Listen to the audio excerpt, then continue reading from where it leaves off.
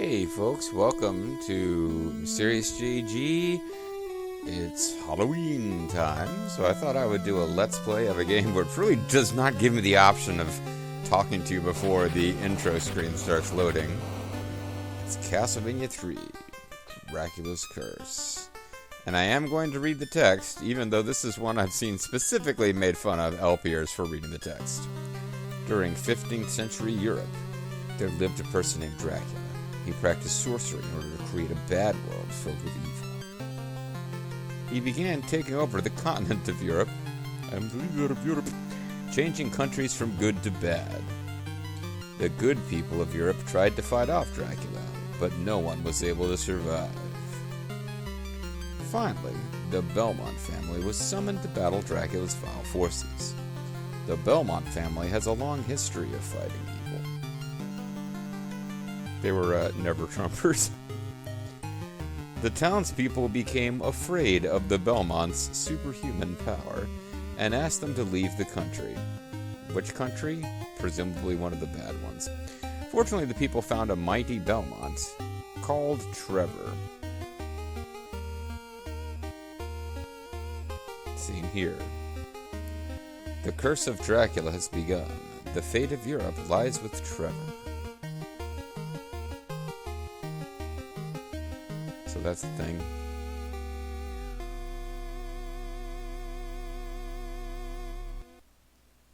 Yeah, there's like a whole film motif going on here. It's pretty cool. Alright. So anyway. So this is Dracula's Curse, Castlevania 3. The last and probably best of the NES Castlevania games. And the only one I haven't already Let's Played on my channel is a Halloween special. So I figured I would do this one, which has an awesome laugh that you are about to hear.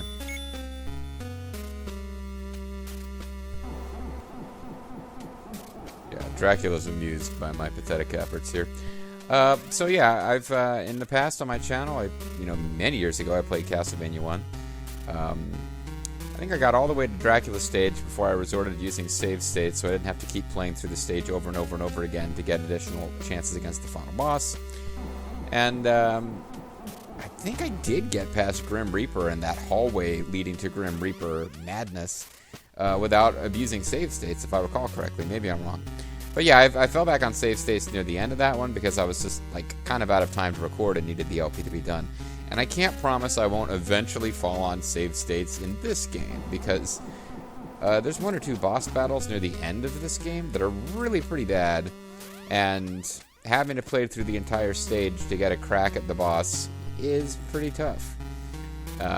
Back in the day, if that kind of thing bothers you, I'm just warning you now, I might eventually fall back on save states, so just be advised. I did beat this game on original hardware way back in the day. Read about this game on Wikipedia today. Apparently it's notorious for its difficulty. I didn't find this to be, as a kid playing, like the hardest game ever, but it was pretty hard. It wasn't like Ninja Gaiden hard, but it was pretty hard. So we'll see how far I can get into this thing before I fall back on the pathetic abuse of save states. You can get extra lives by choosing Help Me as your name. I'm going to go with Trevor because that's the character's actual name.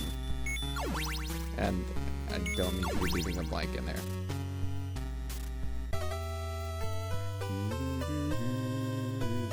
Great LP commentary there. Badass keep swing. Anyway, I don't want to stall forever before I get into playing the game, but yeah, as a bit of intro, so this is the third and last of the NES Castlevania games. It's probably the best. You may recall that the original Castlevania was a pretty straightforward side-scrolling game. This one comes very much back to the basics of the original Castlevania for the NES.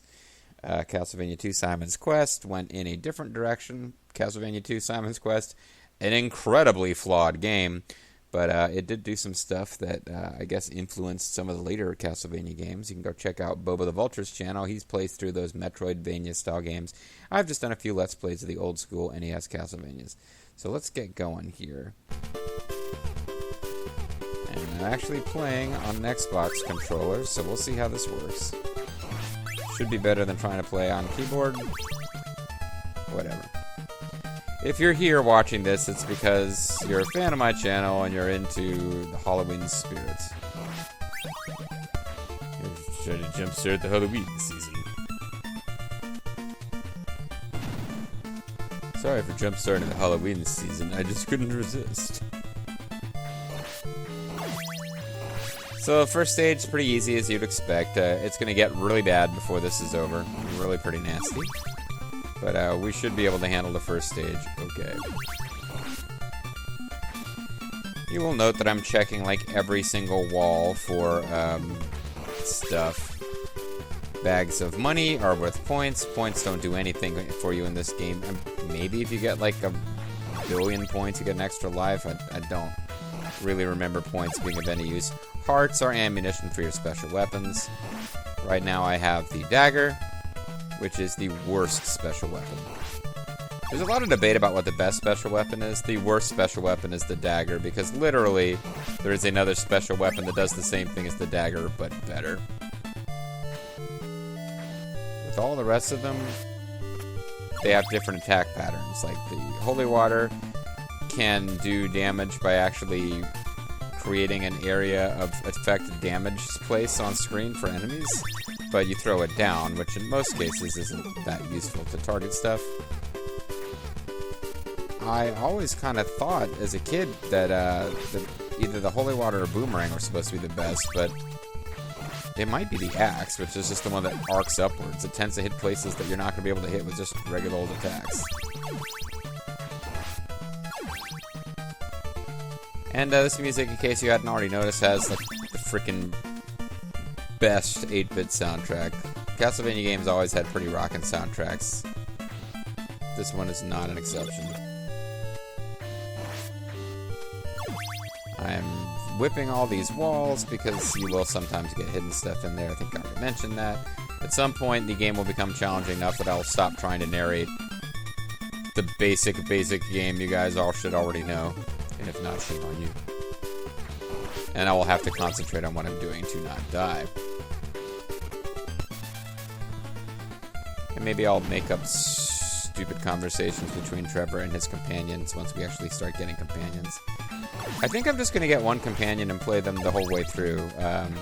This game has multiple paths.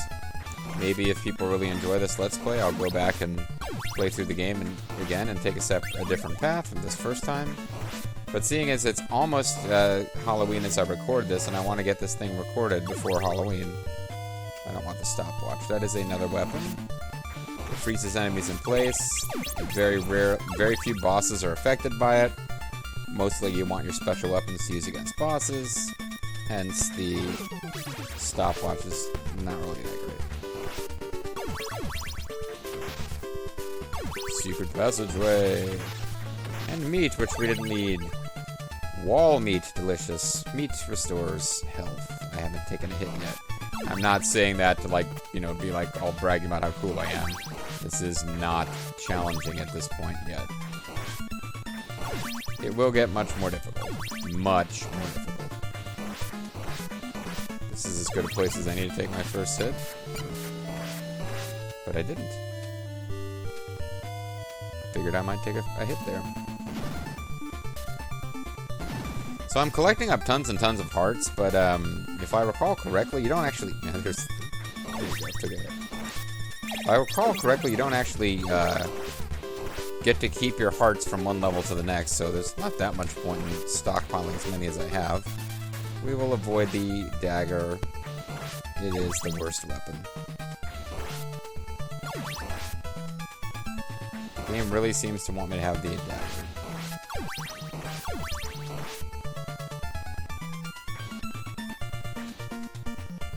Here's our boss.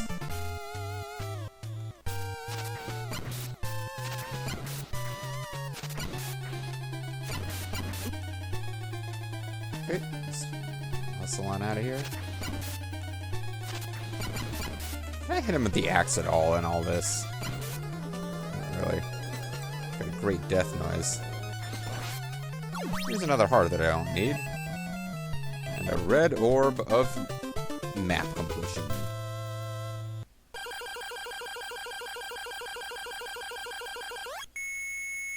Oh, don't remember that sound being that terrible. This might be an emulation issue.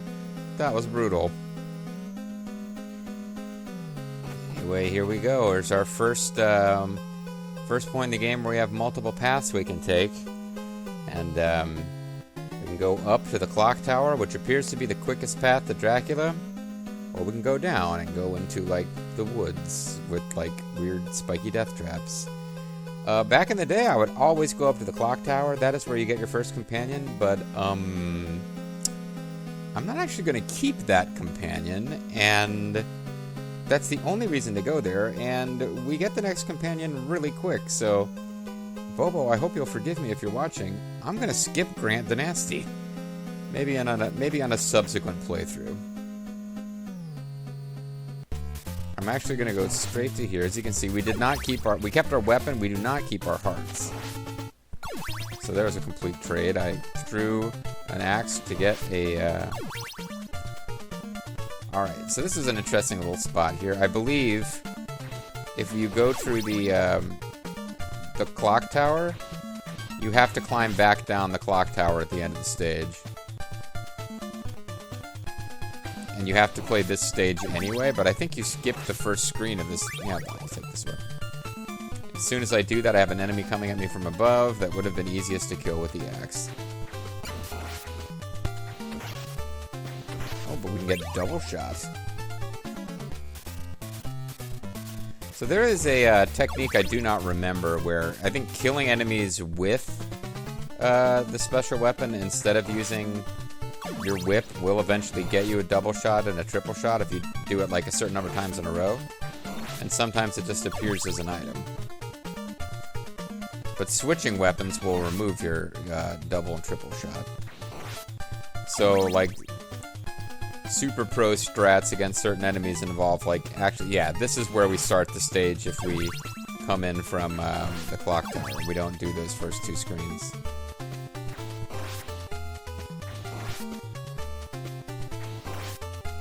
I do not like you guys. You just, well, you know what, I'm giving up the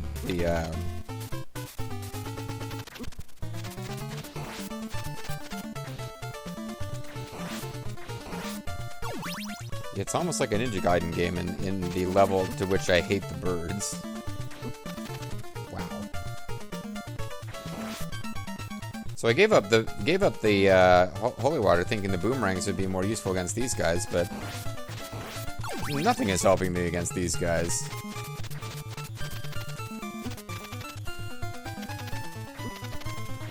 I'm just dying a lot here. You really made it look like you were just going to leave me alone.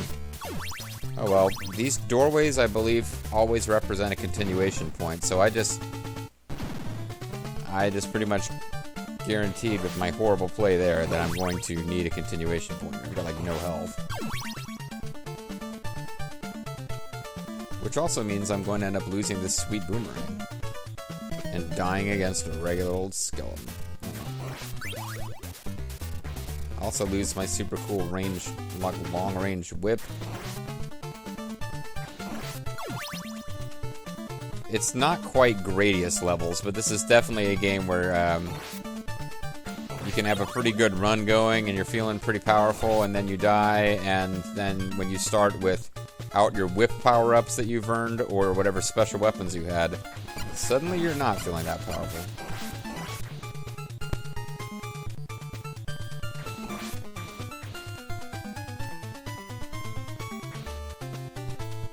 Anyway.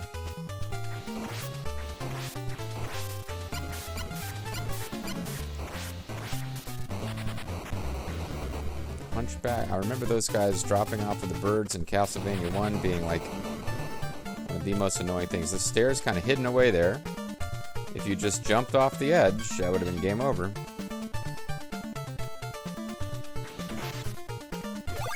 If we'd gotten it all the way here with the meat and gotten to the meat before, that would have been a very good thing. We didn't. So here we go. We have a decision point here. Shockingly, Shockingly, I skipped Grant Danasty in the vague thought that I might do a second play of this game at a later time. But now, our basically, our decision point here is if you go down the stairs to the swamp, you have what I believe is the longest arching path in the game, and you can eventually unlock Alucard. But Alucard's kind of lame. Let's go this way. Towards what looks like a statuary garden or something. Okay, well this does, even though it's the same background and music, this does seem to count as a whole new stage because we got our health back. And we immediately got killed by a very Ninja Gaiden-esque bird. And we're fighting some kind of weird jellyfish. Why these jellyfish serve Dracula, I don't know.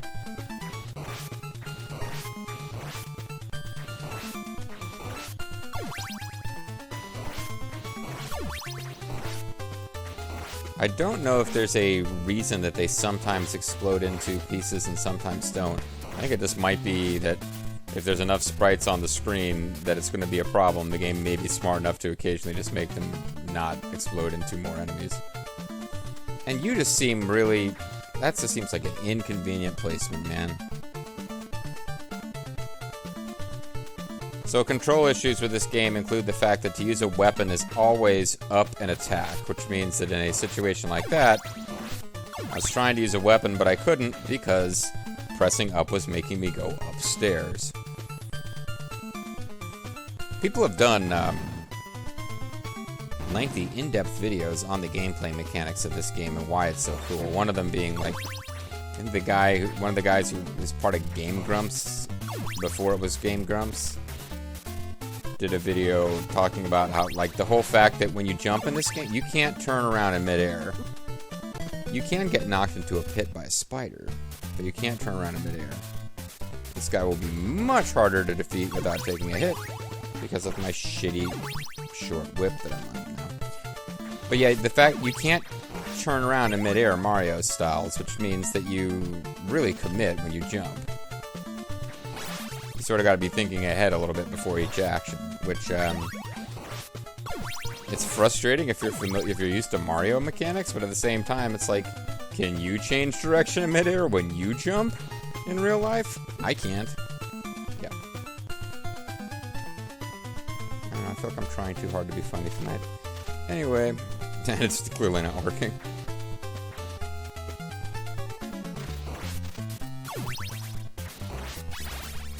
Hey, a bag of money. Huzzah.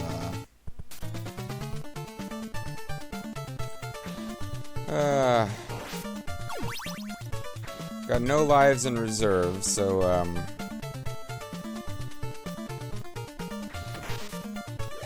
we do have some meat, though. Now, here's the boss.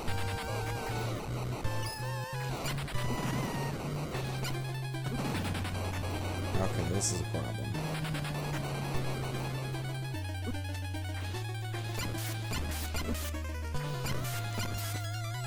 Yeah, getting that meat was actually probably kind of fatal because I had a safe... I was kind of hoping to get to the first companion without getting a game over, but oh, we'll have to go through all this again? Including the decision point. Wow, okay. Yeah, I really wish I hadn't got myself killed. I'm basically going back all the way to the beginning, more or less. Oh, and these are not just you take a hit, they are death. Yikes. Wheels are already coming off, folks. No, but by grabbing that meat, I actually got rid of a block that would have been useful in a pattern that would avoid all damage.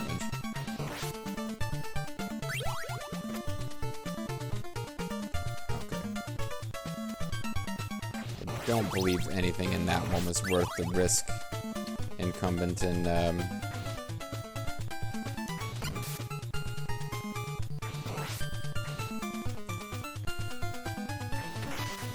And honestly, getting double holy water and, like, keeping it might be a good tactic against the boss. But I have set myself up with the longest and most difficult possible version of this level. And as you saw, there's several parts of the level I was terrible at, including the screen with the owls, which is even harder if you don't take the boomerang, and now I'm vaguely intending to not use the boomerang.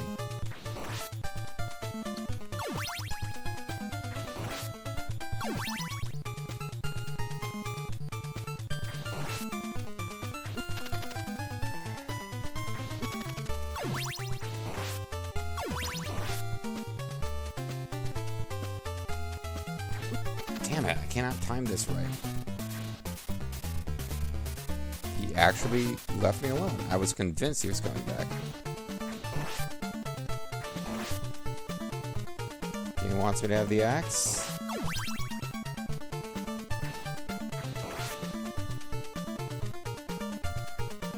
Oh, almost screwed up that jump.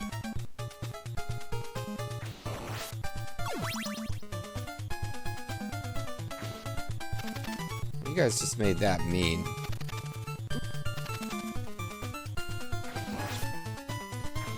Having them all coming in at the same time like that, that's just rude. Other thing about this game is that if you get really far in a single life, that timer doesn't reset when you get to a new save point, so you will eventually reach a point where, despite your excellent gameplay, you still get game over, because you run out of time.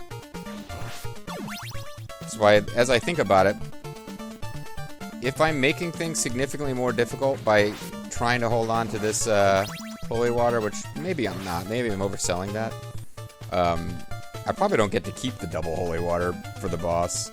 So if I get all the way to it without dying, I'm probably losing it anyway from the timeout.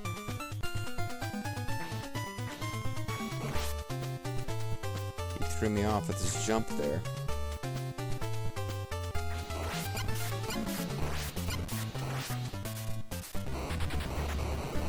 See, it's weird. I'm getting away with just like attacking as fast as possible against those dragon guys, but I thought I remembered that the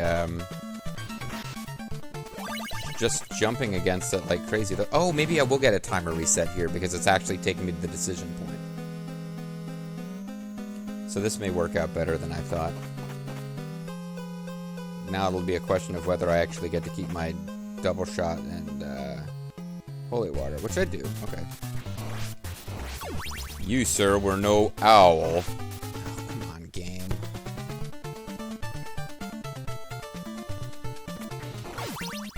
The game will definitely give you situations where you can't tell what a candle power-up is until you've already committed to it, which is not good.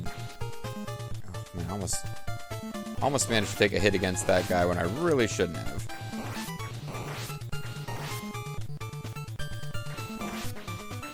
So this screen isn't really that dangerous, it just takes forever to clear. Well, I guess I'm making it dangerous by forcing myself to just clear this guy out. I won't be under time pressure anymore, although that turned out not to be true. Boy, I've made a mess of this.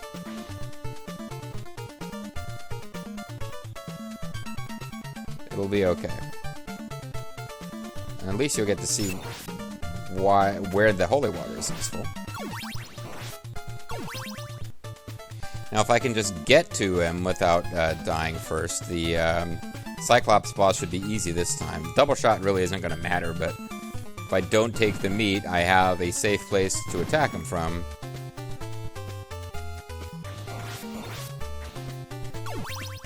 Just have to get past the stupid spiders. That's right, spiders. I called you stupid. What you gonna do?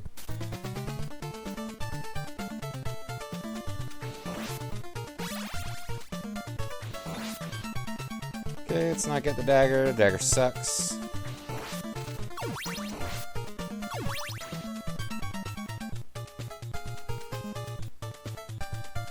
Take advantage of our ability to... Oh, never mind. Didn't do that right. So this game does remember when enemies are off screen, but you can still kind of do it so that their attack pattern is disrupted. Did I take the hit? I didn't notice how many hit points I had before Spidor there attacked, or Spidor decided to launch his young at me. Her young. Possibly. I don't know.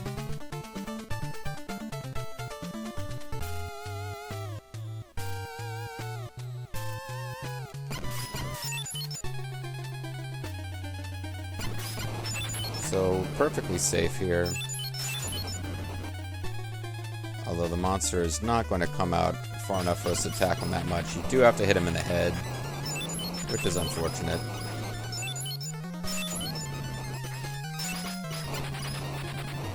And the holy water doesn't stop and do area of effect stuff except on the ground, which means we're not getting to see it to its fullest here, but we have given ourselves a safe place from which to attack.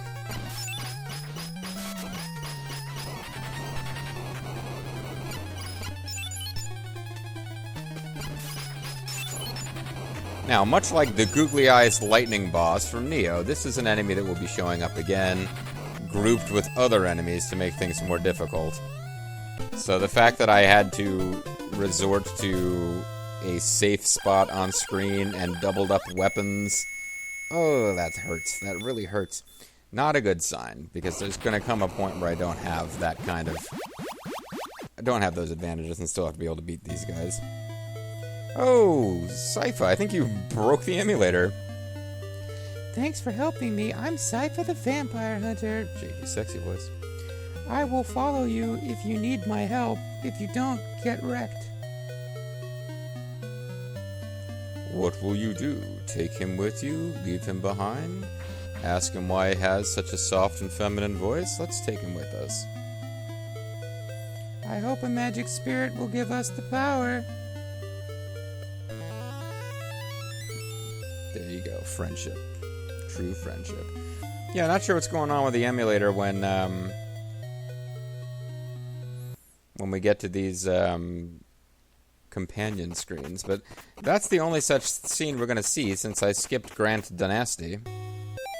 And I'm not going to get Alucard because I didn't take that path. You can get Grant Danasty and then encounter either Sypha or Alucard. Those are our three companions that we can have in this game. I do not believe it is possible to get Sypha and then encounter... So, dude, I don't know why I'm explaining this game mechanic in such detail. If you get Grant and then take him to the level with Sypha, you are forced to choose. Like, if you decide to take Sypha with you, Grant leaves. And there's dialogue for it, and I don't feel like playing through every possible permutation. You can, if you're really interested, you can look it up, I'm sure. But, and I don't believe the dialogue of Grant leaving your party is different if you replace Grant with Sypha or with Alucard. But, yeah, that's it. You can get Grant, or you can not get Grant. And you can kick Grant out of your party. I don't think you can kick anyone else out of your party, although now that I think about it, that's not true. You can, this is one of those games where you start over from the beginning of the game after the ending scene if you want. So you can start the game with Sypha, go get Grant, and kick Sypha out, I suppose. But in course of normal gameplay, you're going to generally kick Grant out and get whoever you get after Grant because they seem probably cooler. Anyway, you figure, hey, I mean, if you have to play through more of the game before you get access to them, they're probably a better character, right? And, yeah, so I just decided to skip getting Grant, period, since I figured I wouldn't take him to the end anyway. And now it's Trevor and Sypha on a boat. Will I use Sypha in the next video and let you get check out her special powers and abilities? Maybe. Maybe not. You'll find out next time as I continue my 2019 Halloween special, Castlevania 3, Dracula's Curse.